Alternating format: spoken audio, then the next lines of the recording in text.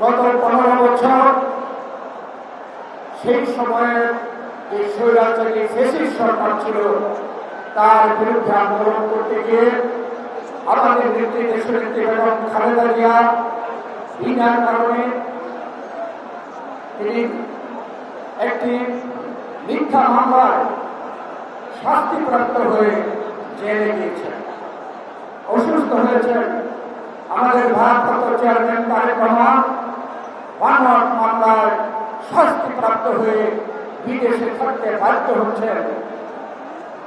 আমাদের সিনিয়র নেতাদের থেকে শুরু করে আমাদের তৃণমূল নেতা পর্যন্ত এমন কেউ নয় যারা মামলার আসামি ছিলেন না, যারা জেল থাকেন নাই, নির্যাতিত হন নাই। এবং আমরা দাবি করতে চাই আমাদের সেই 15 বছরের আন্দোলনের চূড়ান্ত পর্যায়ে 2024-এ যে ছাত্র গণ অভ্যুত্থান হয়েছে তারই চূড়ান্ত এই অবস্থা।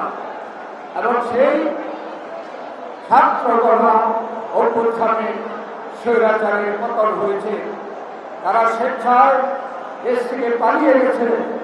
আজকে যে সরকার প্রতিষ্ঠিত, এই সরকারি সেই আন্দোলনের ফসল।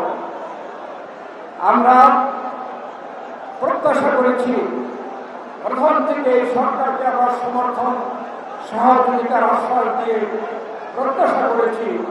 এই সরকারকে ওয়াদা করেছে যে তারা জনগণের কাছে তাদের অধিকার ফিরিয়ে দেবে। সেই অধিকার অতি দ্রুত ফিরিয়ে দেওয়ার জন্য আমরা আশা করেছিলাম। প্রায় 10 মাস অতিক্রম করছে, আমরা দেখছি জনগণের অধিকারের মধ্যে সবচেয়ে গুরুত্বপূর্ণ অধিকার হচ্ছে ভোটের অধিকার। সেই ভোটের অধিকার প্রতিষ্ঠা করার জন্য, দেশে গণতন্ত্র পুনঃপ্রতিষ্ঠা করার জন্য এখন পর্যন্ত কোনো পদক্ষেপ নেয় নাই। আমরা সেই দিনও প্রধান উপদেষ্টার সাথে সাক্ষাৎ করে এইসব দাবিগুলো পুনরাবৃত্তি করেছি, যুক্তি দেখিয়েছি কেন জাতীয় সংসদ অতি দ্রুত এই দেশে হওয়া প্রয়োজন। যারা অতীত স্বৈরাচার ফ্যাসিবাদ তারা দেশে বিদেশে নানা ষড়যন্ত্র করছে, নির্বাচনের বিরুদ্ধে তারা ষড়যন্ত্র করছে, নির্বাচনকে বিলম্বিত করার জন্য তারা ষড়যন্ত্র করছে। তা না হলে সংস্কার এবং মামলা এই দুটি বিষয়কে নির্বাচনের সাথে তুলনা করার কোনো অর্থ হয় না। আমরা এই কথা বলেছি, এই 3টি বিষয় আলাদা আলাদা বিষয়। আমরা বিএনপি সবচেয়ে আগে দেশে সংস্কার চেয়েছি। আমাদের নেত্রী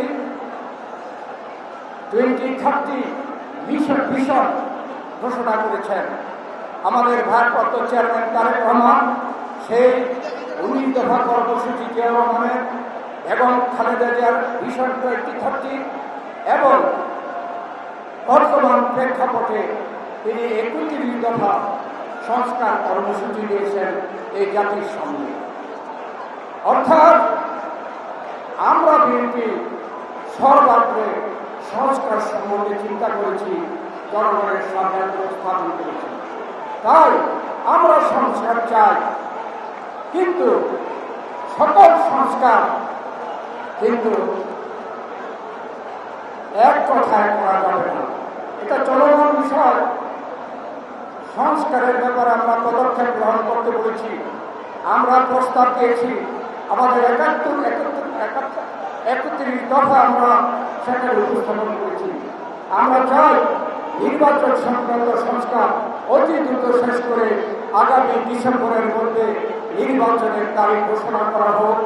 তাহলে বর্তমানে যে ষড়যন্ত্র চলছে তা এই জনগণই এই ষড়যন্ত্রকে মোকাবেলা করতে পারবে। নির্বাচন ঘোষণা হলে এই দেশে নির্বাচন মুখী হয়ে যাবে জনগণ, রাজনৈতিক দলগুলো নির্বাচনমুখী হয়ে যাবে। এই সকল ষড়যন্ত্রকে জনগণই মোকাবেলা করতে হবে।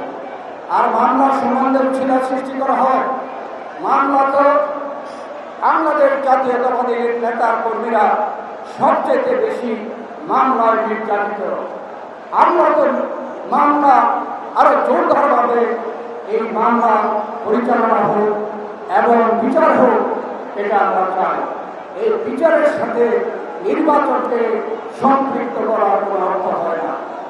আমরা সেই দিন প্রধান উপদেষ্টার কাছে কথা দিয়ে এসেছি, বাংলাদেশ জাতীয়তাবাদী দল যদি ভবিষ্যতে ক্ষমতায় আসে তাহলে এই সংস্কার এবং মামলার বিচার জাতীয়তাবাদী দল অত্যন্ত গুরুত্বের সাথে তা করবে। সেই জন্য জাতীয় সংসদ নির্বাচনকে বিলম্বিত করার কোনো যুক্তি নাই। তাই আজকেও এই তরুণ সমাজের কাছে আমাদের আবেদন, এই সকল মূল দাবিতে এই বাংলাদেশকে নেতৃত্ব দেওয়ার জন্য আজকে যারা উপস্থিত হতে পারে নাই, বাংলাদেশের সকল তরুণ সমাজের কাছে আহ্বান, আপনারা একটি সুন্দর এবং একটি নিরপেক্ষ নির্বাচনের মাধ্যমে জনগণের সরকার, সেই সরকারের মাধ্যমে এদেশের স্বাধীনতা, সার্বভৌমত্ব, গণতন্ত্র, উন্নয়ন, শান্তি প্রতিষ্ঠা হবে।